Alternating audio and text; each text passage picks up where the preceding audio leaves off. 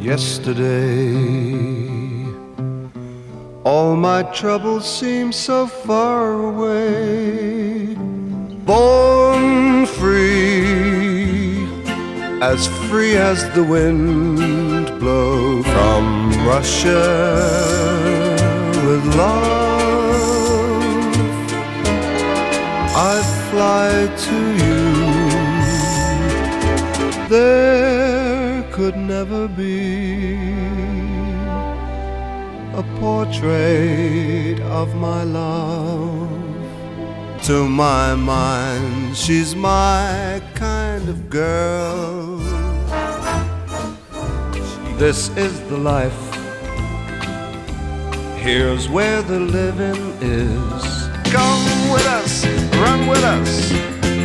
We're gonna change the world. You'll be amazed, so full of praise. When we've rearranged your world, we're gonna change your world. Hello and welcome to this very special programme on one of England's most underrated singers of the 1960s.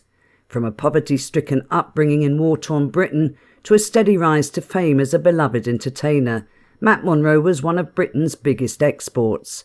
His was a career that saw him battle the highs and lows of the entertainment industry, endure his share of tragedy and fight his own demons, even at the height of his fame. I'm Michele Monro, Matt's daughter, and I'd like you to join me in an intimate portrait of the man behind the voice, drawing on previously unbroadcast interviews, extremely rare recordings previously thought lost, and interviews with his family and friends. This is Matt Monro, the boy from Shoreditch. I'm a Cockney, yes. I was born within the sound of Bow Bells and born in Shoreditch in the East End of London. I never thought of the bells of Shoreditch because I always think of the Bow Bells actually as being sort of part of my heritage, as it were. I'm very proud of it as well. All us Cockneys are. We're strange people. Born a true Cockney, EastEnder Terence Edward Parsons was the youngest of 5 children. His brother Harry takes up the story. We lived at the time in the Lever Buildings. That was in Lever Street, Finsbury. Dad's name was Frederick William. My mother's name was Alice Mary Ann. Times were extremely hard for the family as Terry, his sister Alice and brother Harry recall. It's the old story, I suppose. We had a very hard time, the same as everybody else who comes from the East End of London, I suppose. My father died when I was 3 years old, and I got 3 brothers and a sister. My older brother was the only one that was working. And my mother was a child lady, a cleaner, at the local hospital, I think. That's how she earned a living. Now, mind you, I was only 5 years old, so I don't really remember too much about it. But I always do remember that we were a close family, I think when my father died, my mother she had a breakdown and she went away for 3 months. And Matt and I were taken into care, and we went to stay with a woman in a place called Ashurst Wood in Sussex. And we were there for about 6 months. Shortly after that, we moved to Hornsey Rise, North London. Stability wasn't something Terry was familiar with, and throughout his childhood he moved around constantly, never settling in one place for very long. The coming of the Second World War found him and his brother Harry as evacuees. I went to a secondary school at Highgate. He was, at the time, attending Duncan Road Junior School. But when we were evacuated, it was thought a good idea to keep us together. So he came with my school. We lived out in the country for quite a while, in Torquay, Leighton Buzzard, and a place called South Luffenham in Rutlandshire. I came back to London, I suppose, when I was nearly 14, sort of about a year before the war ended, and spent the last year of the war in London. Back in London, Terry was finally reunited with his beloved mother. School wasn't one of Terry's favourite pastimes, and he avoided it like the plague, preferring to spend his time among the war-ravaged streets. That was great fun. That was our playgrounds in those days, during the war. There were no playgrounds as we know them today. Recreation grounds. Bomb site was the ideal place to go, climbing through old buildings and having fights and one thing and another. I had the distinction of playing truant for 51 weeks in a year, and they never did catch me. And I went back with a note from my mother, which I forged, I think. And I don't know how I explained it away, but I did stay away from school for a year. Having attended 5 schools in as many years, Terry left education, but this meant that he had to go out to work, though his brother Harry recalled he was just as successful in the workplace as he was at school. For a while, he was enthusiastic, and as soon as it bored him, time to look around for something else. For instance, he worked in a factory as a builder's labourer, he worked as a railway fireman, he worked as a milkman and a lorry driver. The early years were hard on an impressionable lad, and the impact of losing his father, his home, and seeing his mother removed to a sanitarium were too much for Terry. He didn't understand that being put into foster care was only a temporary placement. He started biting his nails and became withdrawn. His escape was music, and he'd huddle around the transistor radio listening to Radio Luxembourg. Terry started doing the rounds of the local pubs, getting up with the resident trios around the East End. The musicians would pass a hat around at the end of the night, and those coffers gave him just enough to survive. But his brother Harry soon discovered that his brother's talent had other advantages. I started singing actually when I was about 15. It was in the local, in those days called the Palais de Danse, which was very fashionable in those days. And I got up one night as a bet, more or less, a dare. And I just got up and sang a song with the band, and people seemed to like it. And I sort of carried on from there. I went into a few talent contests and things like that, you know. Do you remember what that first song was? Yeah, I Wonder Who's Kissing Her Now. Perry Como hit of those days. I wonder who's kissing her now. Wonder who's teaching her how. Wonder who's looking into her eyes, breathing sighs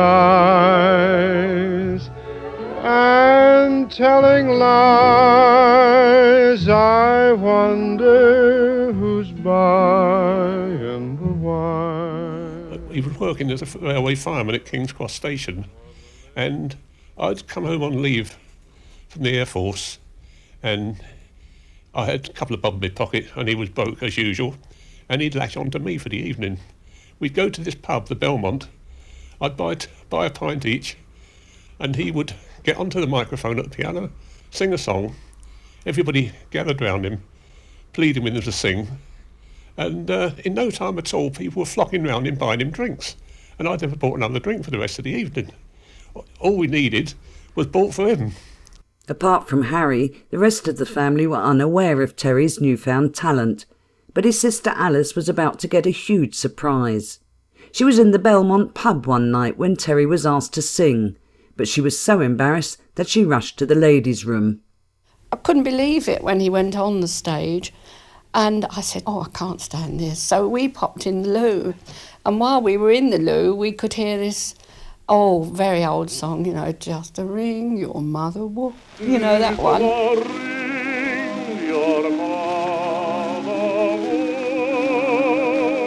And I said, that can't be him. She said, I think it is. And we came out, and there he was singing beautifully. We couldn't believe it, And I said to him, how long you been doing this? He said, they're always getting me up there to sing. But he hadn't told us about it, because your family are the ones that take the mickey out of you, aren't they, really? Terry's love of music didn't extend further than the wireless, as he couldn't afford to buy records. But he was heavily influenced by what he heard on the radio, especially by one singer in particular, but perhaps not who you might think, as he later recalled. I've had this Sinatra tag now since 1960. I've always had Britain's Frank Sinatra. Yeah. I've never been clear as to what they meant, whether they meant I was to England what Sinatra was to America, or whether I actually sang like Sinatra, and all the big influence that Sinatra's had upon me. Well, in actual fact, I started singing, doing impressions of Perry Como. It wasn't Sinatra at all. Really? Yeah. I couldn't sing a note as Terry Parsons, which is my original name, as you know. I used to have to get up and do, I wonder who's kissing her now, all this. Yeah. I idolised Perry Como. I thought he was tremendous. And I had a Perry Como record when I was about 14, which really knocked me out, called Prisoner of Love. Alone from night to night you'll find me, too weak to break the chains that bind me. I need no shackles to remind me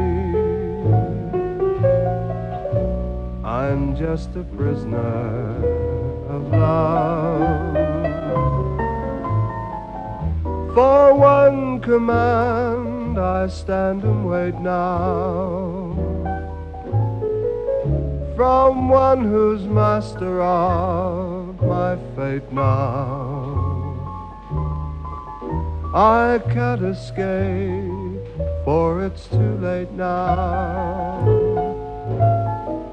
I'm just a prisoner of love. Terry Parsons' rendition of Prisoner of Love from a previously lost edition of the BBC's Saturday Club in December 1958. Although music was Terry's escape, it wasn't going to get him out of Shoreditch. With so many dead-end jobs behind him, a chance encounter gave him the impetus to embark on a new adventure. I had a sort of liaison with somebody, and her partner got rather uptight about it. He was a rather large gentleman. And I thought best to get out of town, as it were. So I joined the army. And my mother didn't want me to join, but she didn't stand in my way. And she signed the form, and I joined. I went in when I was about 17 and a half years old. I signed on for 12 years. Did 5 years with the colours, as they say, and 7 years on the reserve. Travelled all over England, obviously, with the army, and I did for 2 years. And I was very fortunate. They sent me to Hong Kong for 3 years, which was possibly 3 of the happiest years of my life, actually. I had a ball. But despite his new career as a tank driver, Private Parsons found that singing still dominated his spare time. When I got into the army, I found that I could supplement my income quite a bit by entering talent contests. I didn't know this until I won my first one, which was in Hong Kong, when the grand prize was 200 cigarettes of a well-known American brand and 10 Hong Kong dollars. On army pay, that was in 1950. That was quite good, you know. And from there, I did several of these talent contests and won quite a lot of them, until in the end I was actually barred from being a competitor because it looked as if it was a terrible fix. These contest things, they used to arrange in the Chiro Club in Hong Kong, and the finalists would go on to a half-hour broadcast for rediffusion. But I was invited back as a resident sort of guest on the programme every week, so for a few months it was very nice. But I got an offer of a job with the band, which I used to do after my service duties in the evenings, and we also formed a concert party, and we used to entertain the troops in Hong Kong. We used to go out several nights a week doing camp shows and things like that. In fact, one night we even did a show on the back of a lorry, which was quite an experience. It was with another member of the concert party, Mina Silas, that Terry made his first recording, a record that even his sister Alice liked. He sang an aria from one of the operas. He'd done it as a joke, and it was really very nice. Although Terry didn't remember it quite so fondly. I mean, I've got a lovely record at home of On With the Motley by me, actually. You don't believe that, do you? I believe anything you tell me, Matt. I recorded it in Hong Kong with a man called Mina Silas on the piano. It's dreadful. Is it really? Oh, awful.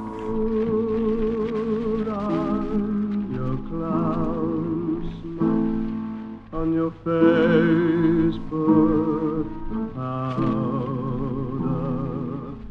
The people pay you to furnish them with fun. If Harlequin, your Columbine still from you, laugh out Pagliaccio, and all will shout well done. The disc also contains another aria, this time a duet with Mina Silas, the Miserere from Il Trovatore, which is made all the stranger when you consider that Terry is singing the role of Leonora, a soprano. Whatever confounds me why are they praying? What horror unspeakable is haunting my breast? What new fears assail me? My heart betraying, oh death, is it thou that is calling to rest? Ah, is it death calling me to rest?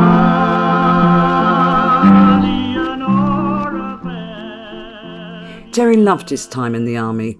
Those 5 years were some of the happiest days of his journey into adulthood, but he wasn't exactly a model soldier. I'd agreed to appear at a charity concert at the Queen's Theatre in Hong Kong. In those days in Hong Kong, we used to have a curfew. We had to be in, I think it was by 1 o'clock a.m. And the place I was working, which was a place called the Imperial Ballroom in Nathan Road, Kowloon, I didn't finish there till 1:30. So I used to scramble back to the camp in a cab and drive round the back of the camp, or drop me in the main road, and I used to walk round to the back and climb over the wire. And we used to have it all fixed up with the sentries, of course. I was on the top of the wire one night and I saw the sentry. I said, "Everything okay?" He said, "Yes, everything's okay." I said, "Fine." I jumped down. It was the RSM, who wasn't very pleased, who promptly stuck me in the guardhouse, pending sort of trial, as it were. I got 28 days. Fortunately, I served it in the guardhouse as opposed to going away to the glass house, which made things a great deal easier because we used to go up to the Naffy every night with the guards and have a couple of pints. I'd committed myself to this sort of charity concert with a beautiful orchestra called Cesar Velasco, Filipino, who I've met recently in the Philippines. And I asked for an interview with the CO. And I asked if I could do this thing because it was a charity thing. And I had more or less committed myself. And he said, "Well, what do you do?" I said, "Well, I sing." He said, "Oh, do you?" And finally, the situation was explained to him, and he was a very understanding gentleman, for which I thank him. And he allowed me to go on condition that I appeared in uniform with an escort. Well, of course, in those days, I had a flat in Hong Kong anyway. My superiors would be horrified to know, but I had a rather lovely flat in Kowloon at the time, so I coerced my guard, and we sort of got down to my flat and I changed into civilian clothes, travelled over to Hong Kong to the Queen's Theatre, did the show, had a riotous evening on the town afterwards, came back to my flat, had a few more drinks there, got changed into my army uniform, went back to barracks, and nobody ever knew the difference. It was rather marvellous, actually.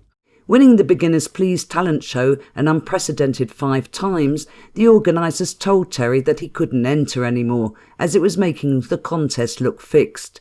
The consolation prize was his own radio show on rediffusion, which led to further broadcasting opportunities.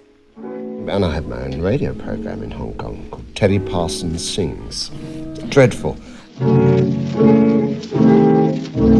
I'm confessing that I love you. Tell me, do you love me too? I'm confessing. He may have remembered it as dreadful, but it didn't stop Terry from keeping a copy of his very last show as a souvenir. Terry Parsons Sings. Instead of the advertised program Country Fair, we bring you now a short broadcast by the popular singer Terry Parsons, who is leaving Hong Kong next week, with Hal at the piano and Frankie and Tommy with bass and guitar.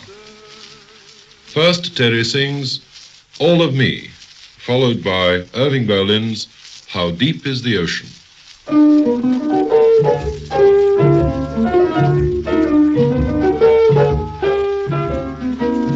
All of me, why not take all of me? Can't you see I'm no good without you? Why don't you take my lips? I wanna lose them. Take my arms, I'll never use them. In 1953, Terry was demobbed and his tenure in Hong Kong came to an end. By this time, the young singer had been heard on radio for several years, and he'd played every important venue in the country, even the governor's ball, and he was buzzing at the thought of carrying on his colonial fame back in his home country. But his return wasn't quite what he'd expected. So I went home and I was going to take the world by storm. And needless to say, it didn't happen. I thought it was going to be all so easy. Just go home and say, well, when I was in Hong Kong, I did this and I did that. And that's precisely what I did do, and the reaction I got was, so what, you know. Terry was back to finding work wherever he could. In the army, he had worked as a mechanic. I didn't want to be a mechanic. So I thought, what's the easiest thing that I could possibly find to do? And I got a job driving a builder's lorry. I think at the magnificent salary in those days of £6 something a week. And I was working at the weekends with a semi-pro dance band at the Hornsey Town Hall, which was a great deal of fun, for which I think I got 32 shillings in those days for a Saturday night. I went all through all sorts of things. I was a milkman, a baker, you name it, I've done it, plasterer's mate. Anything that didn't tax my brain too much. While gigging at the Hornsey Town Hall, Terry met and started dating Iris Jordan. When she became pregnant with his son Mitchell, Terry felt obliged to marry her, but it was not a marriage based on love. He got a job singing in the evenings, but his wife had little faith in him ever making it big and complained about him coming home late every night. She issued an ultimatum, which coincided with Terry's chance of finally being able to work as a professional singer. In about 54, I joined an orchestra called Harry Leader, and I was with them for about 7 or 8 months. While with the Harry Leader Orchestra, he took the stage name Al Jordan and made his first recording with the band for a mail-order company called Top Hits of the Month, who specialised in covers of recent chart hits. For this particular disc, he was asked to cover Frankie Lane's Strange Lady in Town.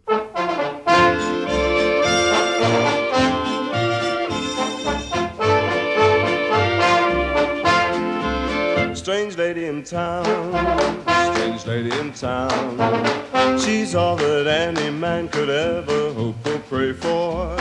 If I were king, I'd trade my crown for that strange, strange lady in town. Strange lady in town, strange lady in town. She's all that any man could ever hope and pray for. If I were king, I'd trade my crown for that strange, strange lady, that strange, strange lady in town. But that wasn't the only recording he made while singing with the band. And we did the usual gigs up and down the country, travelling in the coach and all that bit, you know. While I was away, we made a small band recording, you know, the rhythm section from the band. We went into Biggers in Glasgow. We made a private disc, you know. And Spike Heatley was on bass, who's come on a storm since those days. And Derek Fairbrass, the drummer, who's now in Australia. Pete Smith, was it, the piano player? I'm not sure. A country dance was being held in a garden. I felt a bump and heard an "oh, beg your pardon." Suddenly I saw polka dots and moonbeams all around a pug-nosed dream. The music started, it was I, the perplexed one. I held my breath and said, may I have the next one? In my frightened arms, polka dots and moonbeams sparkled on a pug-nosed dream. I loaned it to the bass player, who is now a very famous bass player called Spike Heatley, and I never saw the thing for about a year. Driving the tour bus and working 5 or 6 nights of the week just didn't bring in enough money, and Terry was having trouble making ends meet. And on £12 a week, you know, having to pay my own expenses on the road, because there was no subsistence or anything like that. So I was sending home sort of £8 a week, and I had 4 to pay, and we were playing like 4 or 5 nights a week, and having to pay digs and food and cigarettes and laundry and stuff like that at £4 a week was quite difficult. Although he'd enjoyed his residency with the band, he had no option but to leave and take up regular employment with London Transport, a job that he will forever be known for. So I had to quit and get something that kept me at home and without the sort of expenses that you incur when you're sort of doing one-nighters with a dance band. Sure. And I got a job as a bus driver, which I thought, well, the garage was just around the corner from me, so I didn't have far to travel to work. And that was it. I was a bus driver. For how long? Oh, about 6 or 7 months, I suppose. Did you manage to do any singing at all while you were driving? Yeah, because then I went sort of back to being what is known in the business as a semi-pro. Yeah. Gigging weekends, you know, with small groups at, once again, the local town halls. However, the demo he'd made all those months earlier suddenly reappeared from an unexpected source. And eventually, don't ask me how, I don't even know, but it got into the hands of Winifred Atwell, who liked it, and I was asked to come to the Palladium where she was appearing. So I went down, and an old man was there, Lou Leveson, Dick Rowe from Decca. And before I knew where I was, I'd signed a recording contract and a management agreement with Winnie's husband, Lou. And I'd become a sort of solo artist, and I was still working on the buses. It was quite a ridiculous situation. Signed to a management agreement with Lou Leversham and a recording contract with Decca Records, things started looking up for the young hopeful. And although Winnie loved Terry's voice, she wasn't enamoured with his name. She felt it lacked star quality. Journalist Matt White takes up the story. Well, it started with a telephone call from Winifred Atwell, who said she had a bus driver. Had some sort of voice that she didn't like his name. It was the only thing. His name was Terence, what was it? Parsons. Terry Parsons. And my mum liked it. Yeah, she did. Anyhow, she said that she wanted to change his name and would like to use half of my name. Give me the name of Matt, and the other half was her father's Christian name. That's right. Monroe. And I said, sure, if I got half the royalties. Now, what about that? Yeah, well, don't ring me, I'll ring you. Dick Rowe was Winifred Atwell's recording manager at Decca, and her enthusiasm for the young singer's talent saw Decca sign him for a 1-year contract, with options for 2 more years. Typically, a singer is given a single to test his worth in the market, but Dick Rowe took the unprecedented step of starting with an album. On the 28th of October 1956, Matt Monro entered Decca's West Hampstead studio and recorded 11 songs in the one session. The result was the album Blue and Sentimental.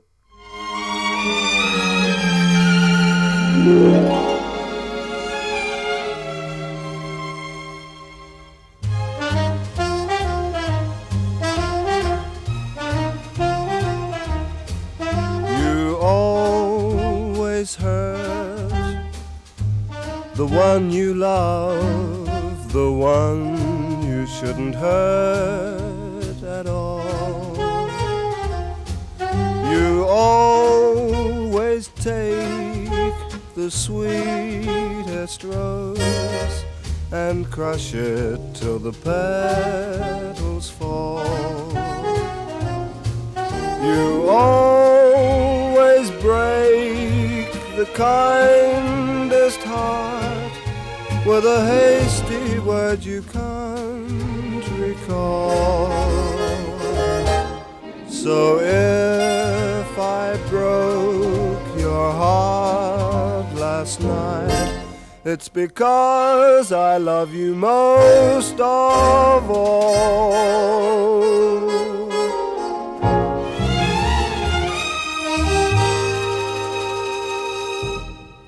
Across town in Soho's Denmark Street, Mickey Schuler was working in publishing.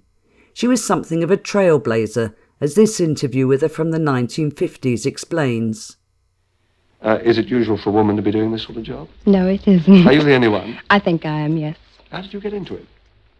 Well, I loved music very much, and when I left school, I thought, well, I want to do something connected with it, but what? And luckily we had a friend of the family's who was quite a well-known tenor at the time, and he introduced me to the boss of our music publishing company. Mickey, Britain's first woman music plugger, was about to become the most important person in Matt's life, and his biggest supporter. I worked for a music publisher, Mills Music, and I was very friendly with a world-famous publicist at that time, Leslie Perrin. Leslie told me about a new singer that he was going to have on his books, and he wanted me to come and meet him. So I went, I heard this voice, I thought, fabulous, you know. And Les said, any minute now he's coming in.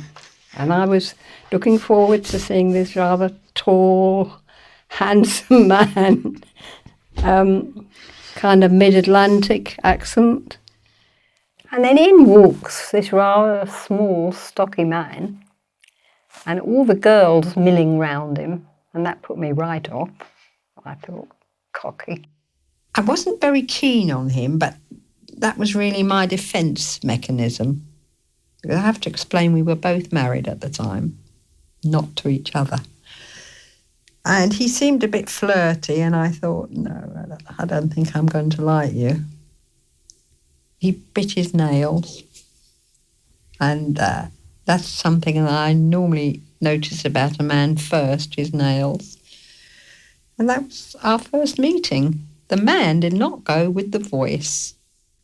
Then, because of the profession that I was in, which was working for music publisher, Mills Music, in my capacity as a plugger, I was asked, did I know Matt Monro? Had I met him? I said yes. Well, would I invite him to our Christmas party at the office? And he accepted. I still wasn't sure whether I really liked him or not. However, we did get on extremely well that evening. We flirted, I must be honest. And when we left together. And we walked up this alley, and that's where I had my first kiss. That first kiss ultimately led to the breakdown of Matt's marriage to Iris. He'd struggled with the ultimatum she'd issued, either give up his dream and get a normal job, or else. When they'd first met, she liked the idea of dating a future pop singer, but the reality of the job was something she wasn't prepared to put up with. She wanted him home every night, not on the road or gigging. With Mickey fighting his corner and a brand new recording contract, he was now given the chance to broadcast in the UK for the very first time with showband producer John Brown. And then I signed with Cyril Stapleton, with the showband. Island in the Sun is the title of our next number. There's nothing funny here either, but at least it's tropical. So let's go south with showband's own sunshine boy, Matt Monro.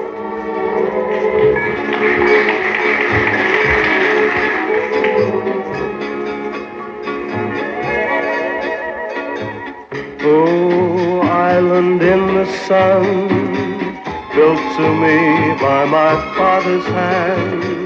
All my days I will sing in praise of your forest waters, your shining sand. This is my island in the sun, where my people have toiled since time began. I may sail on many a sea, her shores will always be home to me. The showband was on the air 3 times a week. John Brown. 2 of them were our broadcasts with comedy as well. And on Friday nights, the showband was on the air for about nearly 2 hours. And, of course, I always felt that Matt was going to be a star from the first time I heard him. Otherwise, I wouldn't have booked him. Spotlighting the world of popular music, Matt loved working with Cyril Stapleton and the show's regular group, the Stargazers, and formed a close bond with the group's singer, June Marlowe. It was on the showband show, Cyril Stapleton's show band, and I believe it might have been his first big broadcast.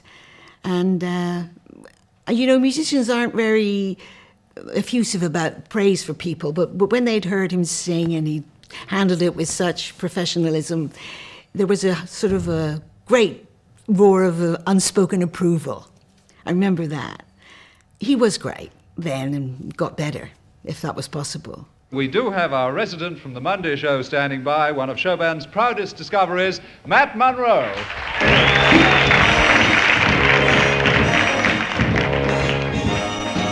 I love the looks of you, the sweet of you, and the pure of you, the eyes, the arms, and the mouth of you, the east, west, north, and the south of you. I'd love to gain complete control of you and handle. Things seemed to finally be going Matt's way, but he was in for a nasty shock. And I thought, well, that's it. It's the greatest thing that could ever happen, you know. And that lasted for 7 months, and the BBC took a new policy, and they disbanded the show band in about June 1957. And I made 3 singles with Decca, which were disaster. They were good. I think they were good records. I mean, there was a lot of integrity went into them, you know, and we had good high hopes for them. Everybody falls in love with someone. Why won't someone fall in love with me? I'm tired of being lonely and walking by myself. Why won't someone come along and take me off the shelf? I envy all my friends and my relations who have 2 loving arms for company. Everybody falls in love with someone. Why won't someone fall in love with me? But nothing ever happened with them. At the end of a year, Decca thought that they and I should part company, which we did. And then I was between recording companies until I signed for a year with a possible 2 one-year options with Fontana Records, which was a subsidiary of Philips. And I did 3 records with Fontana. Don't let the golden age slip through your fingers. Don't let the golden age pass us by. And then he was dropped. Matt's wife, Michele Monro. And he had nowhere to go from there. So of course, he was more than a little disappointed. And suddenly I found myself a great big star, as I thought I was, out of work. He wanted to give it up because he said it's ridiculous. I was the only one earning any money. He wasn't earning a penny. Well, he was doing it like a Dave Shan broadcast for 5 guineas.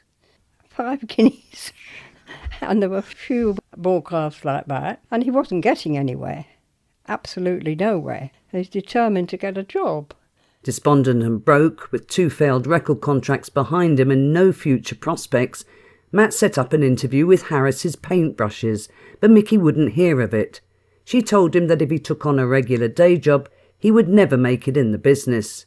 She was convinced that he had to dress the part and look as if he had all the work in the world, so that when that phone call came, he'd be ready. She was desperate for him to fulfill his dream, and was 100% sure he was going to make it. He walked the streets of Tin Pan Alley day after day looking for demo work, which paid £5 a disc, and he took any work that trickled in.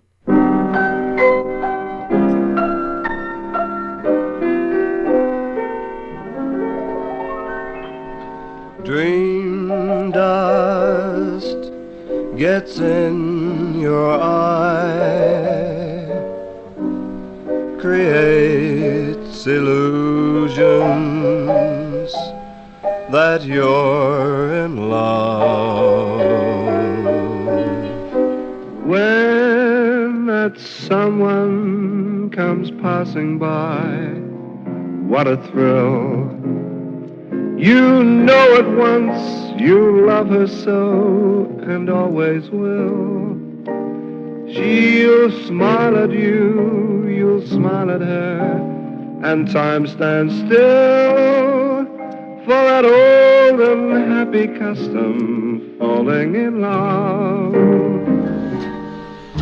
We're not talking, anyone can see we're not talking over things that we said when we quarreled earlier on today. Nobody will ever love me, nobody can ever love me, 'cause I love nobody but you. Once Aladdin's lamp I craved, so I'd command the slave to bring me worldly treasure. A few of the surviving demos. Some of these discs fell into the hands of famous singers of the day. Here are Matt's demos, alongside the release versions of songs sung by Dave King and Craig Douglas. I suddenly found myself buying flowers. I suddenly found myself sighing for hours. I suddenly found myself laughing at showers. Oh, what have you done to me? I suddenly seemed to hear a bluebird singing, and suddenly on the street bluebells were springing. I suddenly found my feet go Highland flinging. Lord, what have you done to me? The things that mattered most of all, someday, my darling, we'll recall. Each memory will never fade away, for we'll have a lot to tell the children, a lot to tell the children someday. The letter. I wonder if they ever realised who that demo singer was. Matt may not have had a record contract, but he did make a few recordings for a label called Top Pop Club, covering recent hits, one of which was this version of a Frankie Vaughan song. The heart of a man is a secret that no one can ever explain. The fire that is quietly smoldering may suddenly burst into flame. How strange it can change in a moment, without any purpose or plan. In life there is no other mystery as deep as the heart of a man. And so it has been through the ages, since Adam and Eve first began. But all I can do is to offer you my love and the heart of a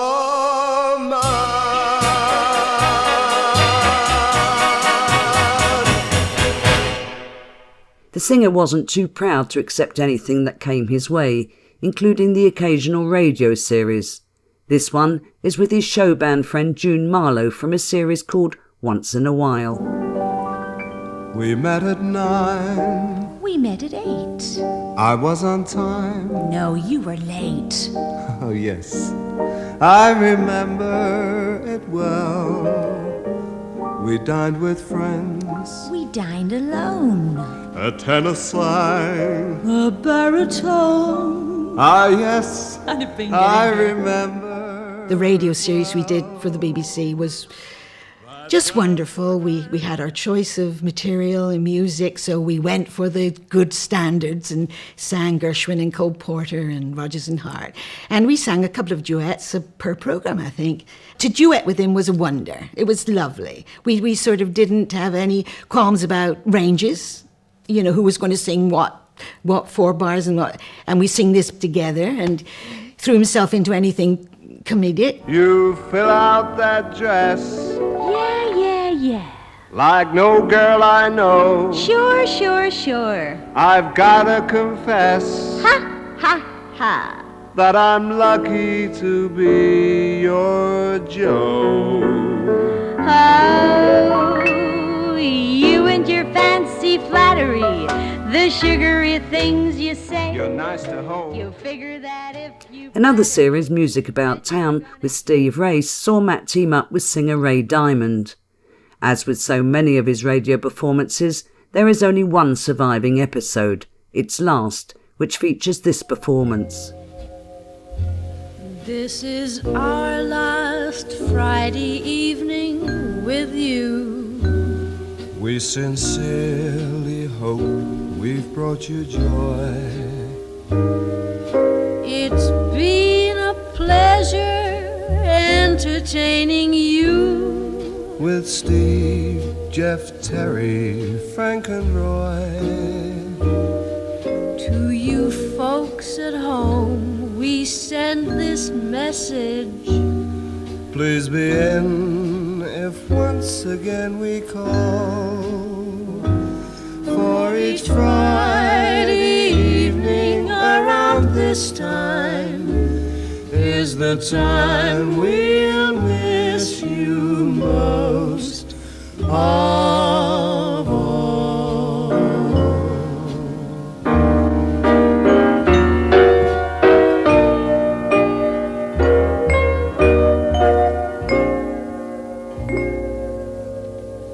Matt was very popular with the BBC casting department, and when they decided to make some experimental colour television broadcasts and stereo radio recordings, they called on the singer once again. Take 5, Old Devil Moon.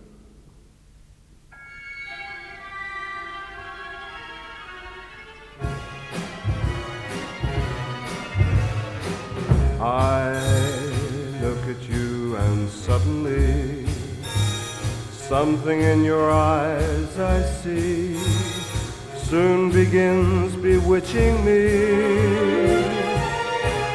It's that old devil moon that you stole from the sky. It's that old devil moon in your eyes. You and your glance make this romance too hot to handle. Stars in the night blazing their light can't hold a candle to your razzle-dazzle. You've got me flying high and wide on a magic carpet ride full of butterflies inside. It was at this time that he began his long association with songs for movies, one for Charlie Chaplin called Bound for Texas. I'll work on a ranch where there's plenty of sun, with my horse and my saddle, my rope and gun. I'll ride on the prairie, my face to the sky, and the rest of the world can go by. I'm bound for Texas, bound for Texas, bound for Texas land, to hear the moo and rattle of snakes and cattle. I'm bound for Texas land. And this one from an early travelogue film produced by Ewan Lloyd called The Skiers of Norway. A snowland of dreams, a gentle setting for the wildest of schemes, a lonely ski trail under stars in the night, with you. The crystally snow, how it flickers in the valley below, where I always spend such heavenly times with you. Those projects over the last few months had kept his morale up, but not his bank account, as there were long gaps with nothing coming in at all, and things looked bleak, until the day the phone rang. And I got a call from a fellow called Billy Hill Bowen. He said, would you like to do a commercial? So I said, oh yeah, great. I've never done one in my life. I didn't know what he was talking about, quite honestly, because I think we had a television at that time which only worked about 2 inches down one side of the screen. And I think we can only get BBC anyway. I don't think we had commercial channel. And he said, how much do you want? I said, well, it was one of those. I didn't know what to quote. And he said, well, £75 all right. I said, well, £75? You're joking.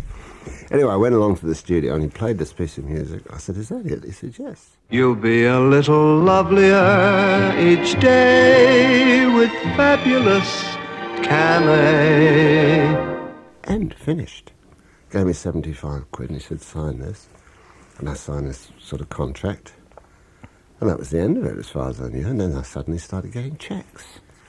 And I found out that I didn't know what a residual was. I'd never heard of the word residual. And repeat fees, yes, I'd heard of those because of sort of television and stuff like that. But residuals, what does that mean?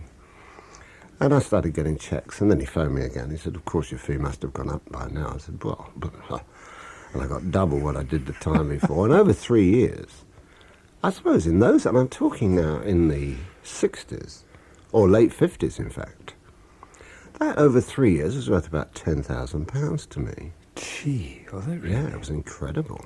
The Cammy jingles may have made Matt a little more financially secure, but work was still thin on the ground, until Mickey heard from record producer George Martin.